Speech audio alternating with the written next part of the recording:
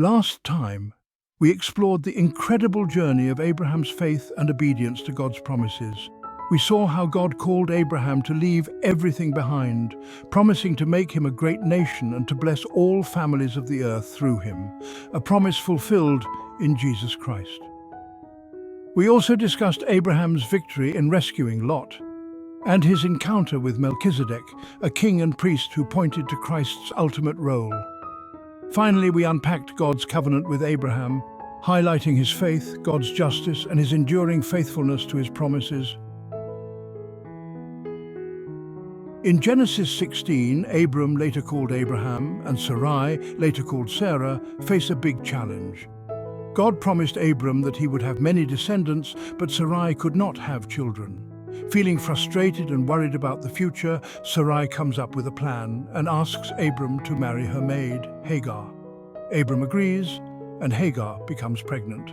Now Sarai, Abram's wife, had borne him no children, and she had an Egyptian maidservant whose name was Hagar.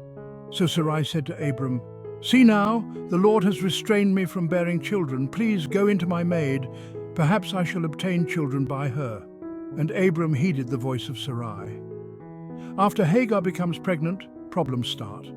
Hagar feels proud and begins to look down on Sarai. This makes Sarai upset, and she treats Hagar harshly. Feeling hurt, Hagar runs away into the wilderness. While Hagar is alone, a figure named the Angel of the Lord appears to her. However, he is not an ordinary angel, as he speaks as God himself. "I will multiply your descendants exceedingly, so that they shall not be counted for multitude." And the angel of the Lord said to her, "Behold, you are with child, and you shall bear a son. You shall call his name Ishmael, because the Lord has heard your affliction."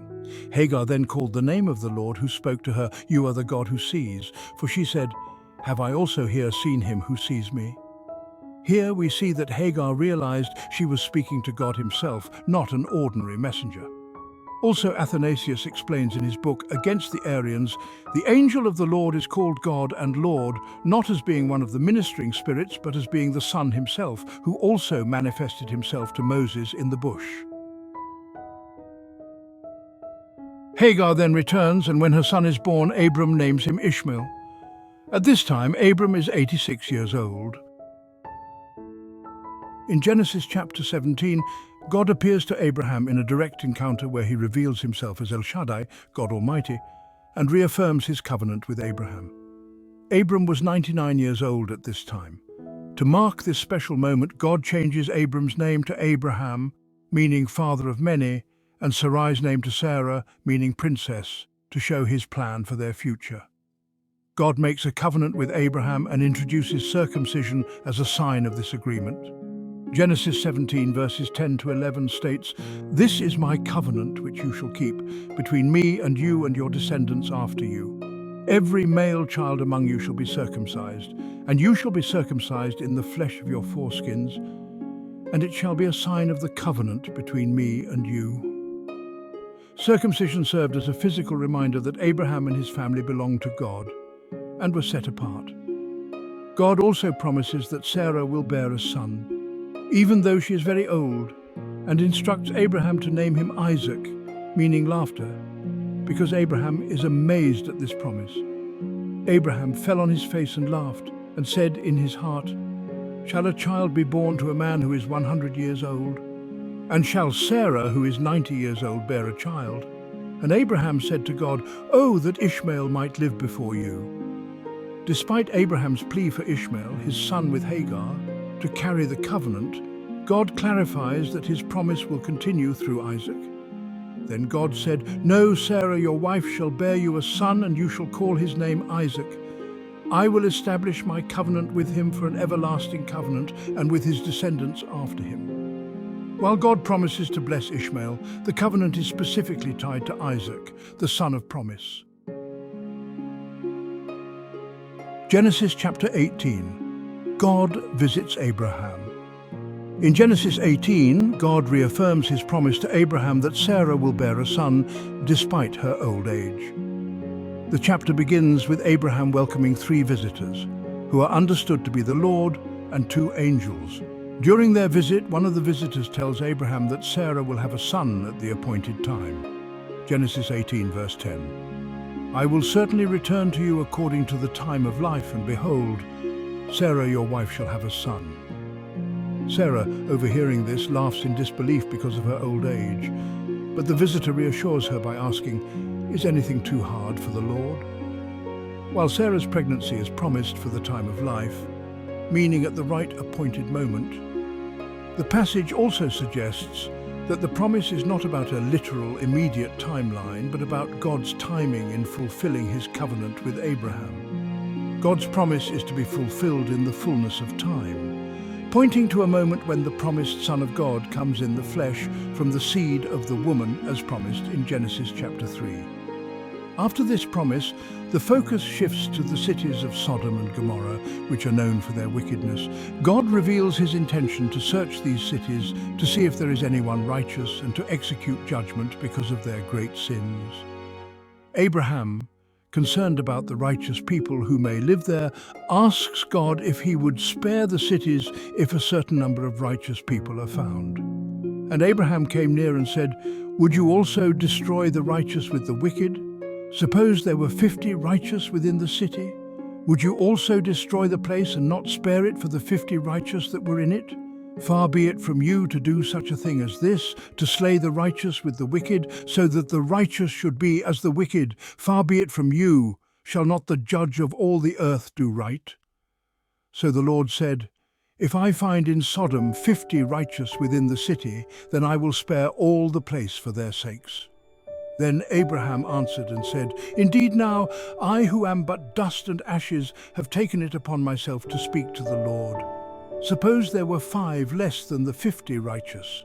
Would you destroy all of the city for lack of 5? So he said, if I find there 45, I will not destroy it. And he spoke to him yet again and said, suppose there should be 40 found there. So he said, I will not do it for the sake of 40. Then he said, let not the Lord be angry, and I will speak. Suppose 30 should be found there. So he said, I will not do it if I find 30 there.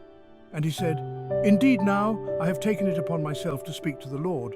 Suppose 20 should be found there. So he said, I will not destroy it for the sake of 20. Then he said, let not the Lord be angry, and I will speak but once more. Suppose 10 should be found there. And he said, I will not destroy it for the sake of 10. So the Lord went his way as soon as he had finished speaking with Abraham, and Abraham returned to his place. This chapter reveals the depth of God's mercy, even in the face of great wickedness.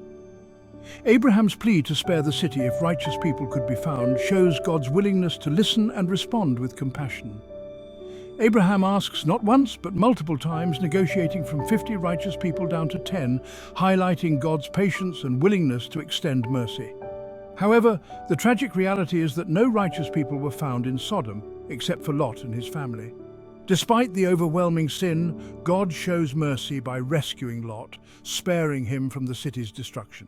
This act emphasizes that even when judgment is justly deserved, God's mercy still extends to those who remain faithful to him. It's a reminder that God is not only a God of justice, but also a God of great mercy, willing to listen to the prayers of his people and offer grace when we least expect it. In Genesis 19, the cities of Sodom and Gomorrah are destroyed due to their wickedness, but God spares Lot and his daughters. Lot's wife, however, looks back at the city, showing her attachment to the city, and as a result, she turns into a pillar of salt. In Genesis 20, Abraham travels to Gerar and tells King Abimelech that Sarah is his sister, not his wife, out of fear for his life. Abimelech takes Sarah, but God warns him in a dream that she is married to Abraham. God protects Sarah and prevents Abimelech from sinning by not allowing him to touch her. Abimelech returns Sarah to Abraham and rebukes him for his deceit. Despite Abraham's mistake, God preserves his promise to Abraham, ensuring the protection of Sarah and his covenant. In Genesis 21, God fulfills his promise to Abraham and Sarah by allowing them to have a son, Isaac, even though they are both very old. Sarah names him Isaac, meaning laughter, because she had laughed in disbelief when God first told her she would have a child. Genesis 21:6 says, and Sarah said, God has made me laugh, and all who hear will laugh with me. After Isaac is born, Sarah becomes concerned about Hagar and her son Ishmael, so she asks Abraham to send them away. Though this decision is difficult for Abraham, Genesis 21:12 shows God reassuring him. But God said to Abraham, "Do not let it be displeasing in your sight because of the lad or because of your bondwoman. Whatever Sarah has said to you, listen to her voice. For in Isaac your seed shall be called." God promises to care for Ishmael and that his covenant will continue through Isaac. In addition to fulfilling his promise to Abraham and Sarah, God shows great compassion toward Hagar and Ishmael after they are sent away.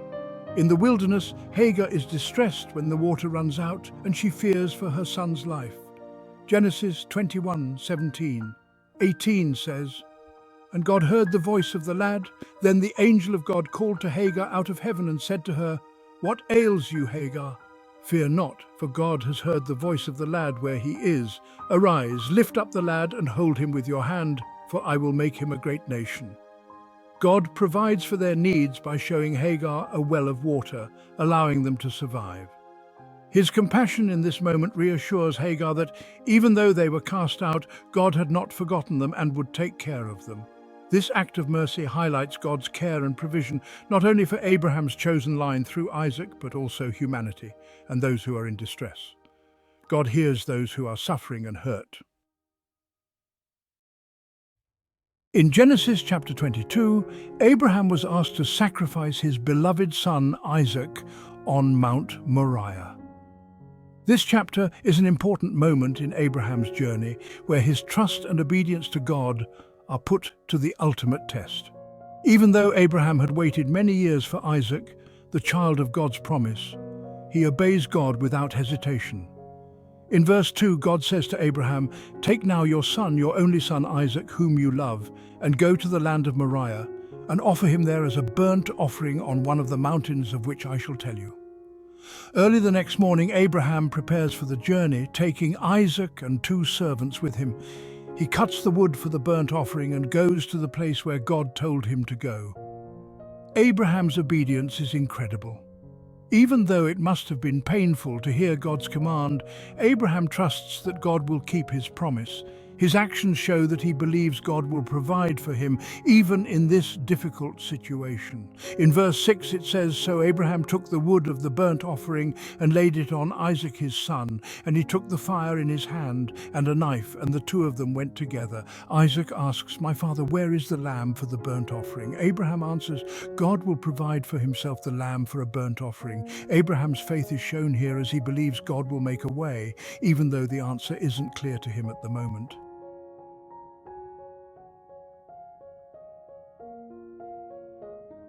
Isaac carrying the wood for the offering is important. It symbolizes the burden of sacrifice. Just like Isaac carried the wood, Jesus would later carry the cross. In Genesis 22:9, Abraham built an altar there and placed the wood in order, and he bound Isaac his son and laid him on the altar upon the wood. Isaac's willingness to be bound and placed on the altar shows his obedience to his father. This foreshadows Christ, who willingly went to the cross, even though he knew the pain he would endure. In verse 11, "But the angel of the Lord called to him from heaven and said, 'Abraham, Abraham.' So he said, 'Here I am.'" God stops Abraham from sacrificing Isaac and provides a ram to take Isaac's place. In Genesis 22:13, "Then Abraham lifted his eyes and looked, and there behind him was a ram caught in a thicket by its horns. So Abraham went and took the ram and offered it up for a burnt offering instead of his son." This ram symbolizes Jesus, who would later take the place of sinners and be the perfect sacrifice. Just as the lamb was caught by its horns in a thicket, Christ was nailed on the cross. Isaac's role presents a powerful picture of humanity's condition under the consequence and curse of sin. The wood that Isaac carries symbolizes the burden of sin, which all of humanity bears. This burden began when Adam and Eve ate from the tree in the Garden of Eden, representing the curse brought on by disobedience. Humanity, personified in Isaac, was under the curse, and the power of sin was destined to death. However, Jesus, the innocent Lamb, the Son of God, who takes away the sin of the world, was sacrificed on a tree. Through Christ's death, Isaac was set free. The debt was fully paid, eternal life was received, and sorrow turned into laughter. Galatians 3:13 says, Christ has redeemed us from the curse of the law, having become a curse for us.